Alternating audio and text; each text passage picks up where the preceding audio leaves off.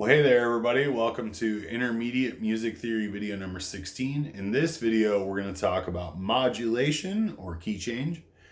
And so basically, that's exactly how it sounds. You're going to start off in one key, but end up in another one. And there's different ways to do it.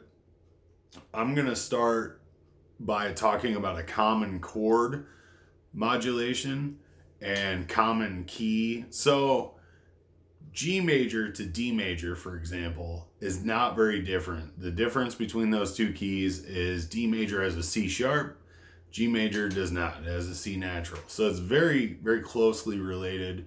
Also, the D chord is the dominant chord of G major. So there's a couple ways you can do that. You can play on the fact that the D is in both keys and change on the D to D major. Okay. And that would allow you to go, say, in G major, you got G, C, and D are your major chords. You go from that D and then put an A major in there.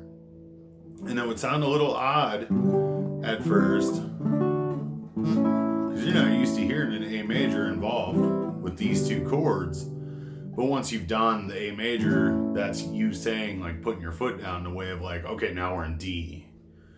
Okay. And the 4 chord of D is a G, so you have the right now to go back to G the same way you went into D. But for example, let's say you're hanging out in G and you decide to go to D.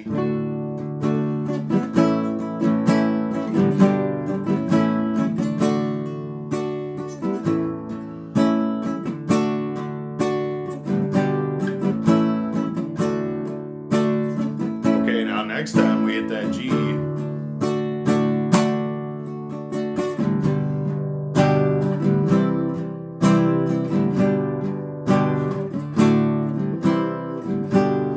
back to G.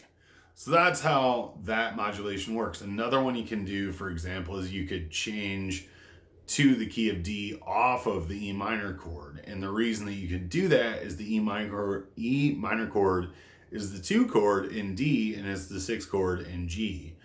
But instead of going to E minor, which is itself a modulation, you're gonna go to, a relative minor.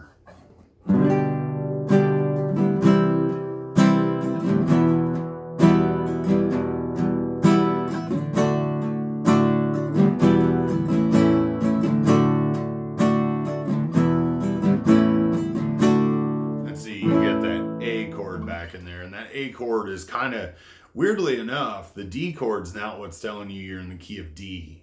You would think so, right? Because D, and it's a D chord. What's actually telling your ear that you're in D is every time you hear that A chord, it sounds, in the context of the way I'm doing it, it makes it sound a little more out of place. But once you actually change to the key and get the music rolling again, it's kind of like tiptoeing into a pool in a way. Like at first you're like, whoa, and then you become accustomed to it, and then through that piece of music, or that segment of the piece of music, D major starts to sound normal again. And then there's ways to modulate way more smoothly than what I'm doing. I'm just doing it on purpose so that you've kind of got like your ear, it stands out a little more. What do I mean by you can modulate a little smoother?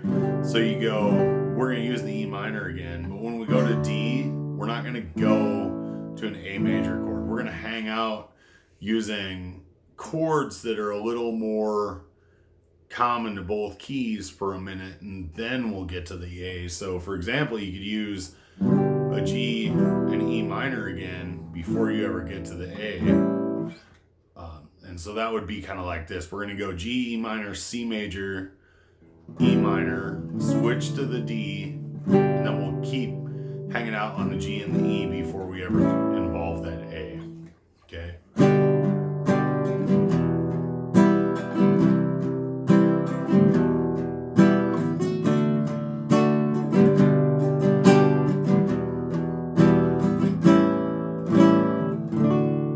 See, and in that case, it sounded much more smooth. You didn't really realize you were going to D until that happened. And then it was like, oh, wait a second. That's odd. But it sounds much more smooth. You just, until didn't really think you were in D instead of G, you were still expecting to hear that to a G. So that's one way to modulate. Another way to modulate is to have each segment of your music just be in a different key. It's a little more abrupt. You can make it less abrupt by kind of sticking to the rules of, like, say one segment's in E minor, you would want your next, well, let's go A minor and C major. So say you got a segment A minor, your next segment you're going to go for C major, and it wouldn't be too off-putting, you know. So you got A minor, D minor, F, A, D. I know the F should be, but you can do that too.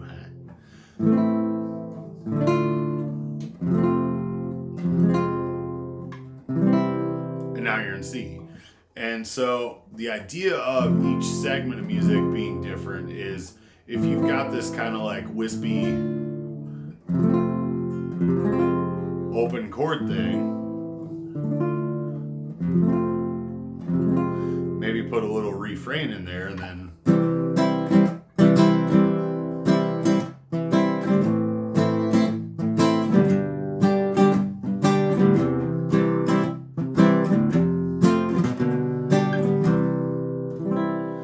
a little refrain, and then